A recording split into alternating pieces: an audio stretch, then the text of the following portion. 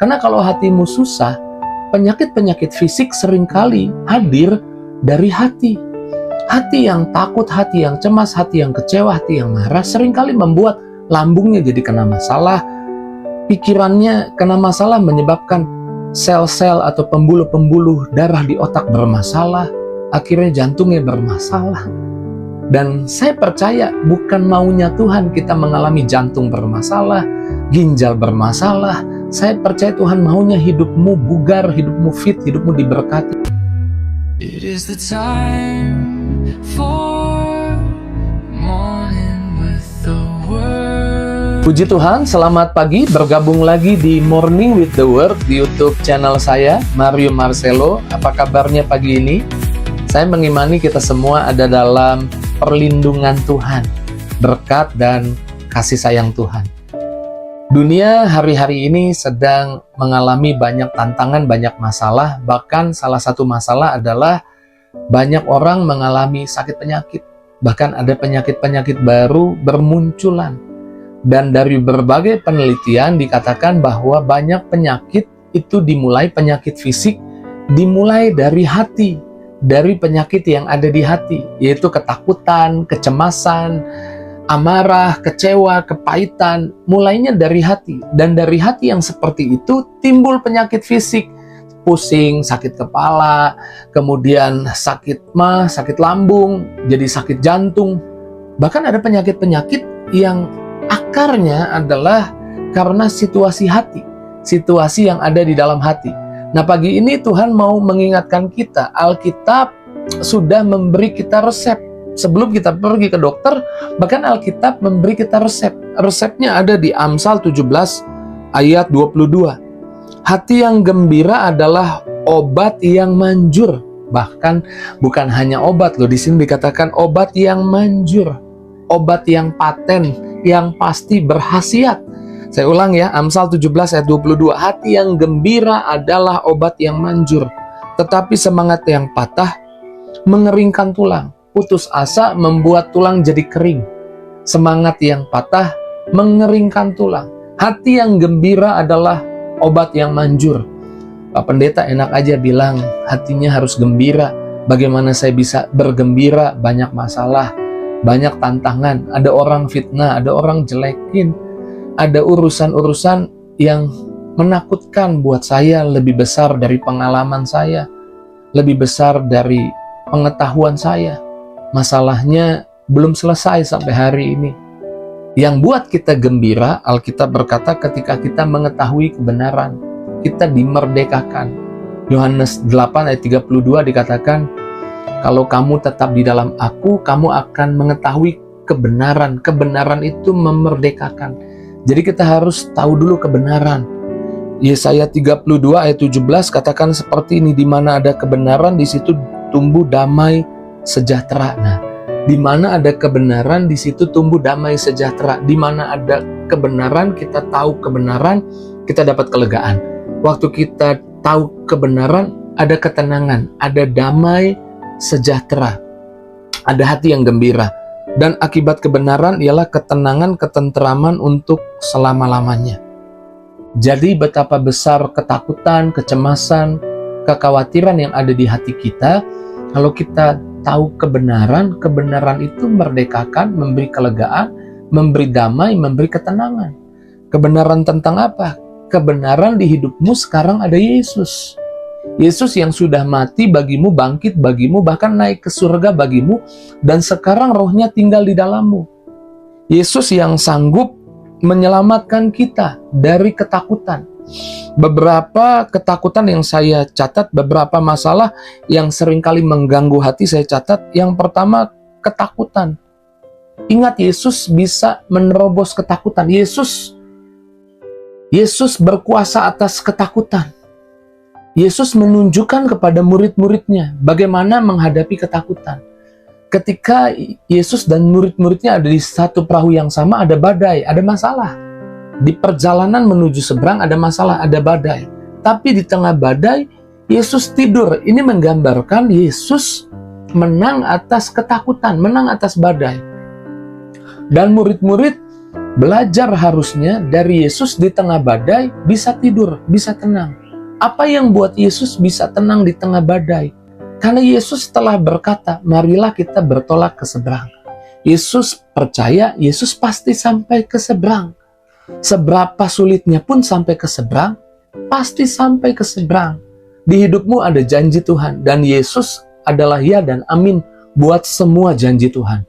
Di Alkitab ada 7.000 lebih janji Tuhan yang isinya Tuhan ada bersamamu. Tuhan support kamu, Tuhan pembelamu, Tuhan memberkatimu, Tuhan tersedia buat hidupmu. Dan kalau engkau mengetahui kebenaran ini, Tuhan ada buat hidupmu, saya percaya engkau menerima kelegaan. Di tengah masalah, di tengah tantangan, kau bisa menang atas ketakutan, atas kekhawatiran, bisa tidur di tengah badai, karena engkau tahu kebenarannya, ada janji Tuhan di hidupmu. Dan kalau engkau tahu kebenaran ini, hatimu gembira. Dan hati yang gembira adalah obat yang manjur. Dan beberapa yang seringkali menyentuh hati orang, mengganggu hati orang, ketika ada orang menfitnah, jelek-jelekin, menyebarkan perkataan negatif. Rasanya hati itu ingin berontak, ingin memberitahu, saya nggak begitu, saya nggak seperti itu. Dan kita sibuk seringkali klarifikasi diri. Tapi kita harus tahu Yesus sudah mati di atas kayu salib. Catat baik nih, Yesus mati di atas kayu salib untuk mengkompensasi setiap kerugianmu. Jadi jangan takut rugi. Mungkin kita takut nama baik kita jadi hancur karena orang menjelek-jelekan kita. Serahkan pada Tuhan, Tuhan akan kompensasi setiap kerugianmu. Orang yang mengetahui ini, mengetahui kebenaran, dia dimerdekakan. Dia enggak was-was hatinya, dia enggak cemas hatinya, dia enggak panik hatinya. Tapi hatinya bisa tenang. Karena di mana ada kebenaran, ada ketenangan. Waktu tenang, hatinya gembira. Waktu gembira, itu obat yang manjur. Dan percayalah, Tuhan kompensasi semua kerugianmu. Bahkan itu dinubuatkan di perjanjian lama. Saya baca ayatnya ya, Yesaya 61 ayat 7. Sebagai ganti bahwa kamu mendapat malu 2 kali lipat, dan sebagai noda dan ludah yang menjadi bagianmu, kamu akan mendapat warisan 2 kali lipat di negerimu, dan sukacita abadi menjadi kepunyaanmu. Tuhan bilang sebagai ganti orang jelek-jelekin kamu, aku berkati kamu 2 kali lipat. Jadi jangan fokus pada orang dan jangan tergoda berusaha membela diri, karena kau sudah punya pembela. Kalau kamu punya pengacara, saya percaya untuk semua kasus di hidupmu, masalah hukum di hidupmu, kamu nggak berusaha bela dirimu pakai kekuatanmu sendiri. Pengacaramu akan membelamu, dan pengacaramu tahu bagaimana membelamu. Tuhan pembelamu. Kalau engkau tahu kebenaran ini Tuhan pembelamu, ada orang fitnah jelek-jelekin, itu nggak buat susah hatimu. Karena kalau hatimu susah, penyakit-penyakit fisik seringkali hadir dari hati. Hati yang takut, hati yang cemas, hati yang kecewa, hati yang marah, seringkali membuat lambungnya jadi kena masalah, pikirannya kena masalah, menyebabkan sel-sel atau pembuluh-pembuluh darah di otak bermasalah, akhirnya jantungnya bermasalah. Dan saya percaya bukan maunya Tuhan kita mengalami jantung bermasalah, ginjal bermasalah. Saya percaya Tuhan maunya hidupmu bugar, hidupmu fit, hidupmu diberkati. Untuk itu engkau perlu tahu kebenaran. Kebenarannya Tuhan pembelamu. Dan kalau engkau tahu Tuhan pembelamu, hatimu enggak marah, enggak kecewa, hatimu gembira. Dan hati yang gembira adalah obat yang manjur. Yang ketiga yang seringkali buat orang terganggu hatinya, ketika melihat di hidupnya ada kekurangan. Di tengah kekuranganmu datang pada Tuhan dan pegang janji Tuhan. Kalau Tuhan berjanji di dalam Lukas 12 ayat 24, perhatikanlah burung-burung gagak yang tidak menabur, tidak menuai, tidak berusaha, dan tidak mempunyai gudang atau lumbung, namun demikian diberi makan oleh Allah. Betapa jauhnya kamu melebihi burung-burung itu. Tuhan gambarkan burung gagak dikasih makan sama Tuhan. Masa kamu gak dikasih makan? Kalau engkau tahu dan punya iman, punya pengharapan seperti ini, di tengah kekuranganmu, kamu gak khawatir, gak cemas, tapi kamu beriman. Dan waktu kamu beriman, hatimu pasti terjaga dengan baik. Sehingga sakit di fisik yang disebabkan dari sakit yang ada dalam hati, itu tidak terjadi di hidupmu.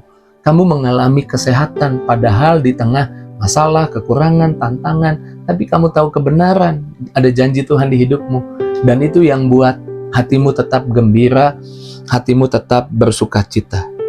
Maka pagi ini Tuhan mau engkau tahu kebenaran ini, karena Tuhan mau ginjalmu sembuh, Tuhan mau lambungmu sehat, Tuhan mau jantungmu sehat, Tuhan mau pembuluh-pembuluh darah di otakmu itu sehat. Dan Tuhan berkata, hati yang gembira adalah obat yang manjur. Tuhan mau katakan pagi ini, jaga hatimu, miliki hati yang luas, miliki jiwa yang besar, hati yang besar. Jangan takut rugi, Tuhan kompensasi semua kerugianmu, Tuhan ganti semua rasa malumu. Berharap pada Tuhan. Dan orang yang berharap pada Tuhan tidak akan dikecewakan. Bukan hanya tidak akan dikecewakan, tidak akan dipermalukan. Mengucap syukur buat firman Tuhan, kekuatan yang Tuhan beri bagi kita, kebenaran yang Tuhan sampaikan buat kita. Dan saya percaya kalau ada yang sakit sedang mengalir kesembuhan, kalau ada yang susah hati sedang mengalir kuasa yang memberi kesegaran baru dari surga buat setiap kita. Mari kita tutup renungan pagi ini dengan doa. Mari kita doa. Terima kasih Tuhan buat perkataanmu yang indah, yang dahsyat, yang manis, yang mengingatkan kami akan janji-janjimu, yang mengarahkan hidup kami agar kami tidak tersesat, jatuh dalam hal-hal yang bukan kehendak Tuhan dalam hidup kami. Pagi ini biarlah Tuhan kebenaran-Mu memerdekakan anak-anak-Mu, memberi hati anak-anak-Mu tetap bisa bersuka cita di tengah tantangan masalah, karena ada janji Tuhan, karena ada Yesus penyelamat di hidup kami. Terpujilah nama-Mu, berkati Tuhan, sekali lagi anak-anak-Mu, aktivitas mereka sepanjang hari ini ada berkat Tuhan. Rumah tangga keluarga mereka ada berkat Tuhan, di meja makan mereka tersedia berkat Tuhan. Bahkan dalam kehidupan mereka, tiap jam, tiap detik Tuhan menyertai. Sembuhkan yang sakit, pulihkan yang terluka, bebaskan yang dalam masalah, buka jalan buat setiap anak-anak-Mu. Dalam nama Yesus kami doa, bersyukur, haleluya, amin.